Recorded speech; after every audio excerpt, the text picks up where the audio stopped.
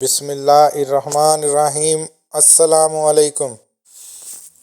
میرا نام ہے عاصر رشید اور آپ اس وقت جرم کہانی دیکھ رہے ہیں۔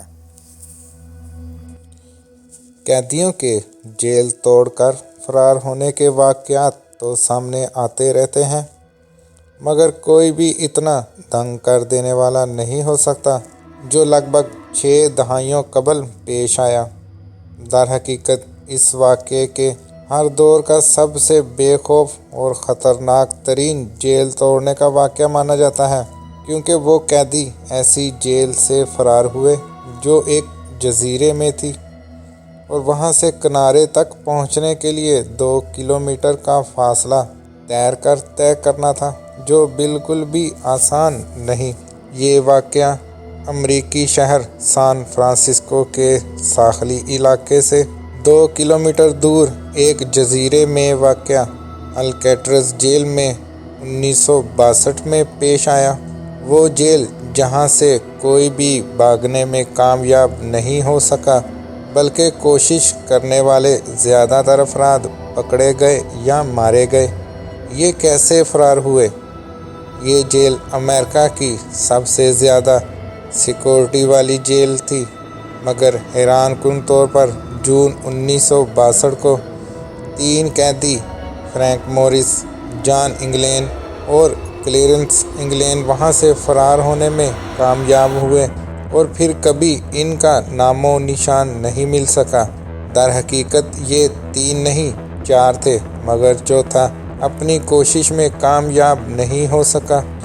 ایسا مانا جاتا ہے کہ فرار کی منصوبہ بندی 1961 کے آخر میں بنائی گئی تھی اور کئی ماہ تک وہ چمچوں کے ذریعے دیوار میں سرنگ بناتے رہے۔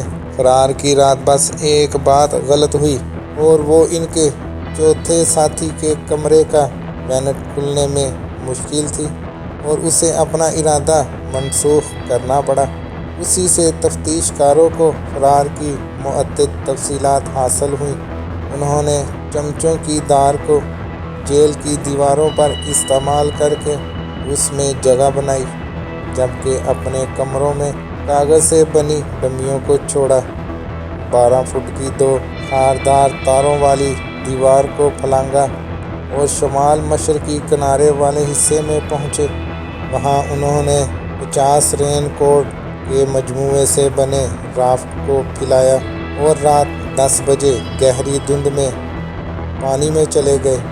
اس کے بعد وہ کبھی کسی کو نظر نہیں آئے، جبکہ 1963 میں جیل کو ختم کر کے سیاحتی مقام بنا دیا گیا، جہاں آج بھی وہ کمرہ سب سے زیادہ توجہ کا مرکز ہے جہاں سے یہ قیدی فرار ہوئے۔ نیو یارک ٹائمز کے مطابق فرینک موریس ہی اس فرار کے ماسٹر مائنڈ اور بہت زیادہ ذہین انسان تھا، جس کا IQ لیول 133 تھا۔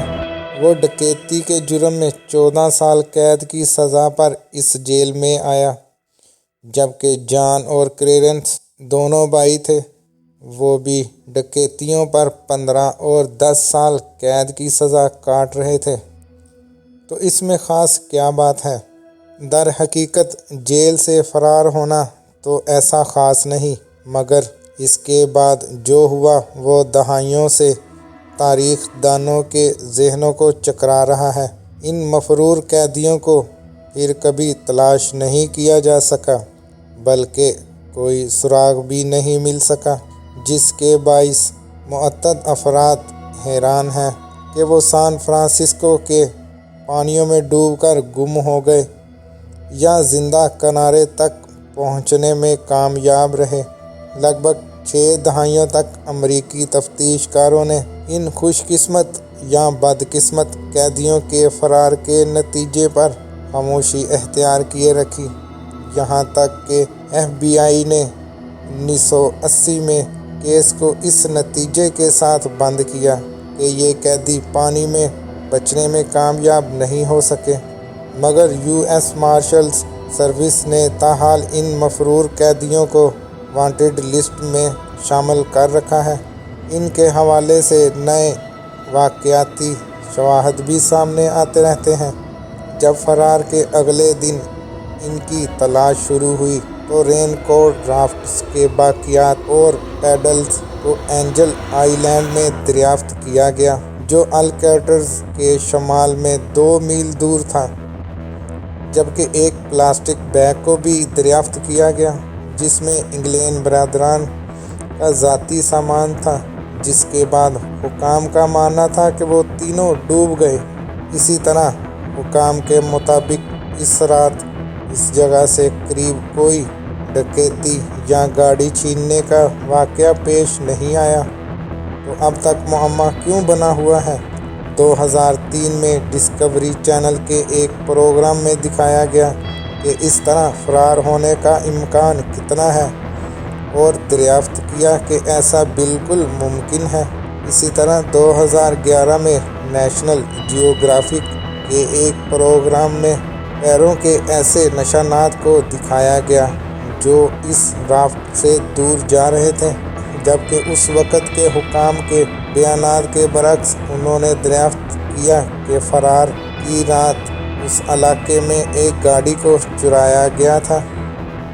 مگر 2018 میں CBS سان فرانسسکو نے ایک ایسے خط کو شائع کیا جو مبینہ طور پر جان انگلین نے 2013 کو تحریر کیا تھا۔ اس خط میں لکھا تھا، میرا نام جان انگلین ہے، میں جیل سے جون 1962 کو اپنے بھائی کلیرنس اور جان موریس کے ساتھ فرار ہوا تھا۔ میں اب 83 سال کا ہوں اور کینسر کا شکار ہوں۔ ہاں، اس رات ہم سب بچ گئے تھے۔ یہ خط 2013 میں سان فرانسسکو پولیس کو بھیجا گیا، مگر اسے تحقیقات کے لیے خفیہ رکھا گیا۔ FBI کی لیبارٹری میں اس پر انگلیوں کے نشانات اور DNA کا تجزیہ کیا گیا، جبکہ لکھائی کا موازنہ بھی کیا، مگر کوئی حتمی نتیجہ سامنے نہیں آیا۔ رپورٹ میں ایک سیکورٹی تجزیہ کار نے کہا، تو اس کا مطلب ہاں بھی ہے اور نہیں بھی، یعنی کچھ بھی واضح نہیں۔